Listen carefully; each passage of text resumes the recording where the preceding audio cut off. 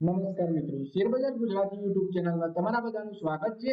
મિત્રો, આજે આપણે ઝોમેટોના શેર વિશે વાત કરવાના છીએ। તો કંપનીએ ક્વાર્ટર 3 નું પરિણામ જાહેર કરી દીધું છે અને કંપનીનું પરિણામ પણ આપણને સારું જોવા મળી રહ્યું છે। બ્રોકરેજ હાઉસે આ શેર પર સારો એવો ટાર્ગેટ આપ્યો છે અને બ્રોકરેજ હાઉસ પણ આ શેરમાં બુલિશ જોવા મળી રહ્યા છે। તો ચાલો આપણે આ ઝોમેટોના શેર વિશે ડિટેલમાં માહિતી જોઈએ। તો મિત્રો, સૌથી પહેલા વાત કરીએ, ઝોમેટોએ ગુરુવારે તેના ત્રીજા ક્વાર્ટરના પરિણામો જાહેર કર્યા હતા। કંપનીના ઉત્તમ ત્રિમાસિક પરિણામોને કારણે આજે રોકાણકારો ઉત્સાહ ઊંચો છે। ઇન્ટ્રાડેમાં 5%ના ઉછાળા સાથે ઝોમેટોનો શેર 52 હપ્તાના ઊંચી સપાટીએ પહોંચી ગયો। પછી આપણે વાત કરીએ કે 2.81%ના ઉછાળા સાથે 148 રૂપિયા ઉપર ટ્રેડ કરી રહ્યો હતો। કંપની ત્રિમાસિક પરિણામો પછી ઘણા બ્રોકરેજ હાઉસે ઝોમેટોના શેરનું લક્ષ્યાંક ભાવમાં વધારો કર્યો છે, એટલે કે ટાર્ગેટ ઉપર લઈ ગયા છે બ્રોકરેજ હાઉસ ઝોમેટોના શેરમાં। FY24 માં ઝોમેટોનો ચોખ્ખો નફો 138 કરોડ રૂપિયા હતો। ગયા વર્ષના સમાન ત્રિમાસિક ગાળામાં કંપનીને 346.6 કરોડ રૂપિયાનું નુકસાન હતું, એટલે કંપનીએ 350 કરોડના નુકસાનમાંથી 150 કરોડ સુધીના પ્રોફિટમાં આવી છે કંપની। તે જ સમયે કંપનીના ચોખ્ખા નફામાં ત્રિમાસિક ધોરણે 283%નો વધારો થયો છે। ત્રીજા ક્વાર્ટરમાં કામગીરીમાંથી કંપની એકીકૃત આવક પણ વાર્ષિક ધોરણે 69% વધીને 3288 કરોડ થઈ છે।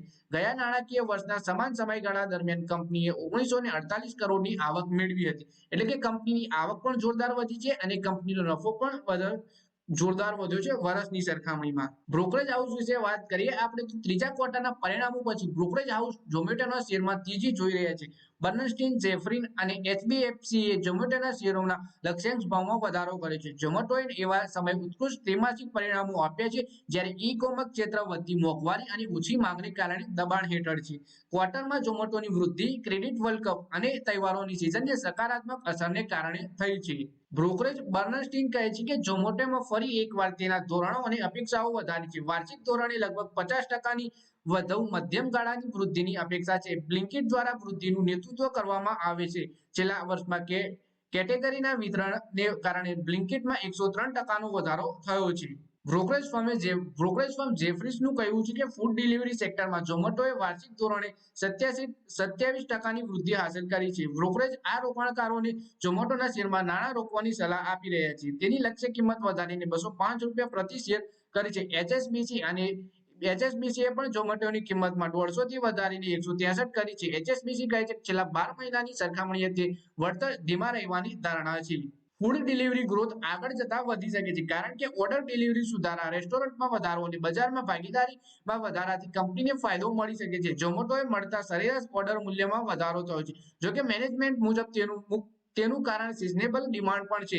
એલારા સિક્યુરિટી અનુસાર કાઉન્ટરને આગળ વધારવા માટે મહાનગરોની પરે નાના શહેરોમાં વેપાર વધારવા અને ભવિષ્યમાં પ્રતિસ્પર્ધા પર પણ નજર રાખવી પડશે। તો મિત્રો, આ વિડીયોમાં આપણે ઝોમેટોના શેર વિશે વાત કરી, જેમાં તાબડતોડ અને બહુ સારા ક્વાર્ટર 3ના પરિણામને કારણે શેરમાં જોરદાર આપણને તેજી જોવા મળી રહી છે અને એક્સપર્ટનું માનવું છે કે આ શેરમાં 200 રૂપિયા સુધી જવાના ચાન્સ છે।